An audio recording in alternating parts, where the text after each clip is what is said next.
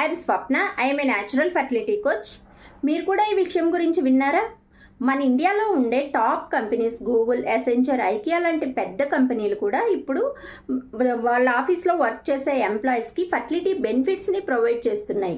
IVF treatment కానీ, egg freezing కానీ, sperm freezing కానీ, ఈవెన్ ఫర్టిలిటీ ట్రీట్మెంట్స్కి స్పెషల్ లీవ్స్ కూడా ప్రొవైడ్ చేస్తున్నారు. సో ఎందుకంటే రాబోయే రోజుల్లో ఎంప్లాయీస్లోనే ఫర్టిలిటీ ప్రాబ్లమ్స్ చాలా వేగంగా పెరిగిపోతున్నాయి. సో స్ట్రెస్ ఎక్కువ ఉండడం, సరిగ్గా ఫుడ్ తీసుకోకపోవడం, సరిగ్గా నిద్ర లేకపోవడం, late marriages and working hours పెరగడం, ఇవన్నీ వాళ్ళకి తెలియకుండానే ఫర్టిలిటీని ఎఫెక్ట్ చేస్తుంటాయి. కానీ నిజమేంటంటే ఫర్టిలిటీ అనేది కేవలం ట్రీట్మెంట్స్ గురించి మాత్రమే కాదు.